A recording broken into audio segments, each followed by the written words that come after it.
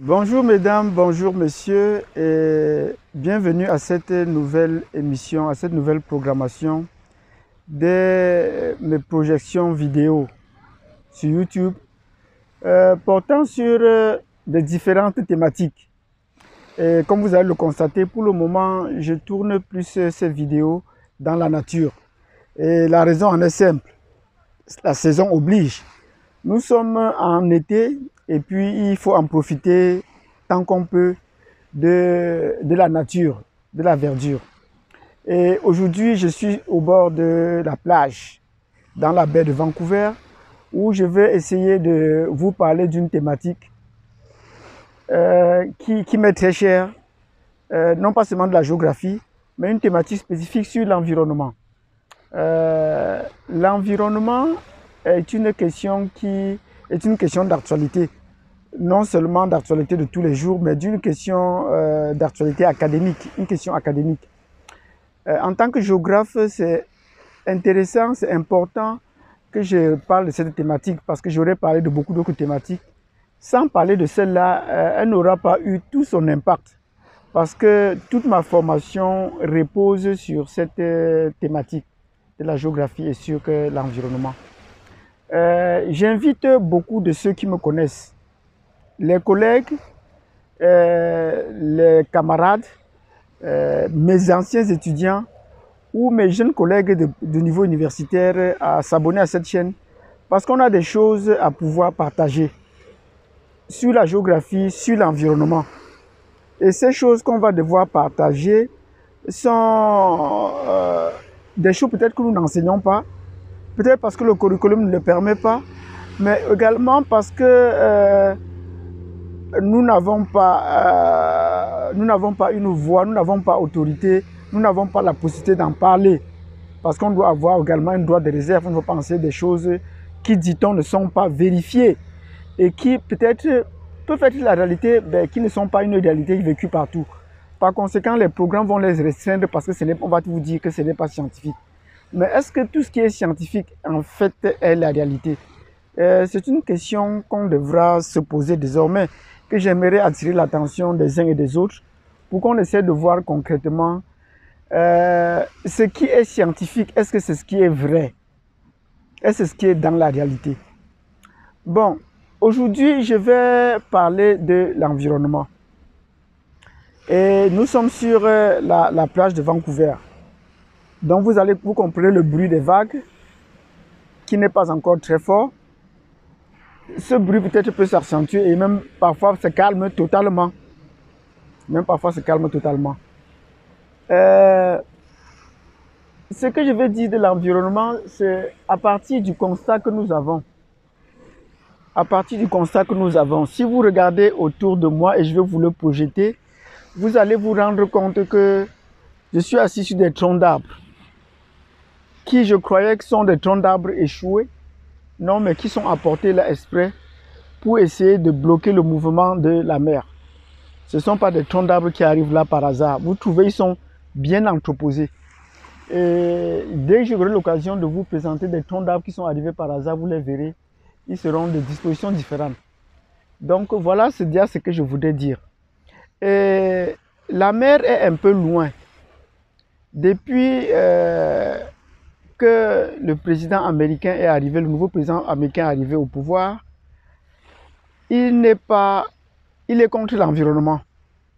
Comme ça qu'on doit présenter, il est contre l'environnement. Du moins, pour dire les choses vraies, il ne croit pas au changement climatique. Il ne croit pas au changement de l'environnement. Est-ce qu'il a tort? Est-ce qu'il a raison? Bon, il vient ici jeter le pavé dans la mare, où depuis une trentaine d'années, on nous parlait des changements climatiques, des mesures de lutte, pourquoi est-ce qu'il faut l'entrer. Mais curieusement, dès qu'il dit qu'il ne croit pas au changement climatique, depuis qu'il est au pouvoir, on a l'impression qu'effectivement le climat s'est arrêté, que l'environnement n'est plus aussi bouillonnant, des faits, des vagues par-ci, des tremblements de terre par-là, à répétition, des cyclones à répétition à gauche, à droite. La saison cyclonique se passe dans les régions de l'hémisphère sud ou dans les régions intertropicales de façon plus calme. On n'a plus compris au cours de ces dernières années parler. La saison cyclonique arrive et on crée la panique partout. Mais à quoi est-ce que cela est dû? Est-ce que ceux qui parlent du changement climatique, le climat aurait cessé subitement de s'agiter? Sinon, qui l'agite en fait? Pour aujourd'hui, si vous voulez en savoir plus, si vous voulez qu'on en partage, n'oubliez pas de vous abonner, de cliquer sur la cloche de notification et surtout de partager cette vidéo. Parce que c'est une nouvelle série sur l'environnement que nous allons tourner. Pour aujourd'hui, nous sommes ici dans la baie de Vancouver. Et dans la baie de Vancouver, nous sommes situés dans les latitudes tempérées, dans les hautes latitudes tempérées. Vous voyez, au-dessus des États-Unis déjà. Donc, naturellement, il fait plus frais. Et nous sommes plus proches des pôles. Donc, le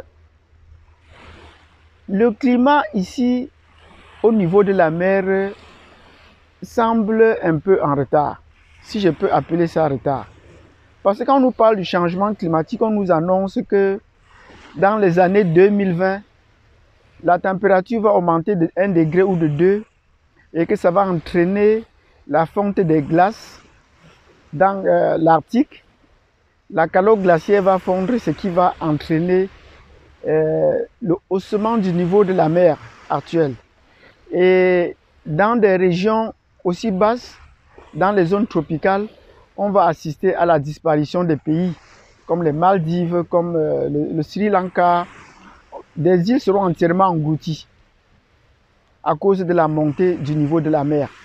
Et cela aura un impact sur les côtes. Bon, nous sommes ici dans une très grande ville très proche des zones tempérées.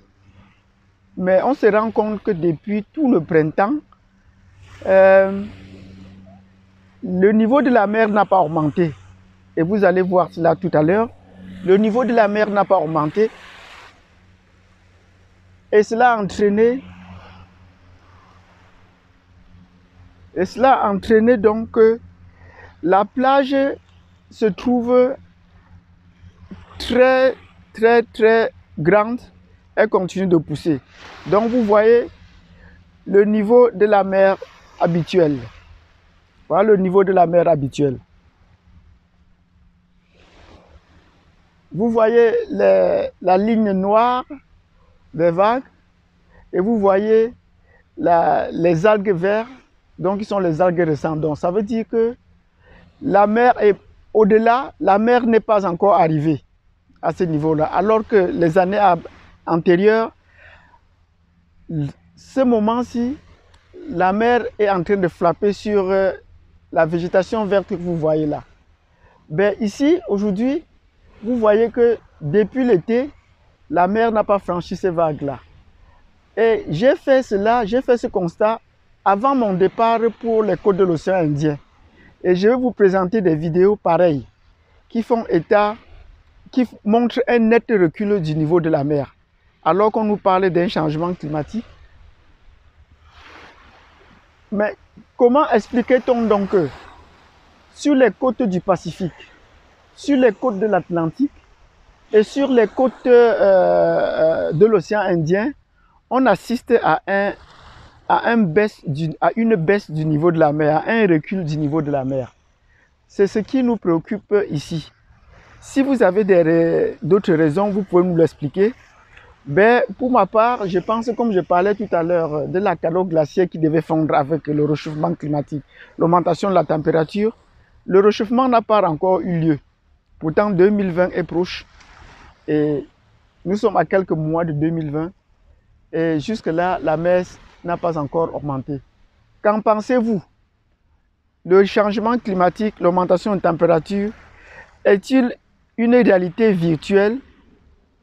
Est-il vrai ou c'est juste une propagande?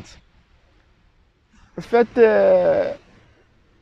partagez cette vidéo et proposez vos suggestions et nous verrons dans quelle mesure elle est vraie et vers où est-ce qu'on va.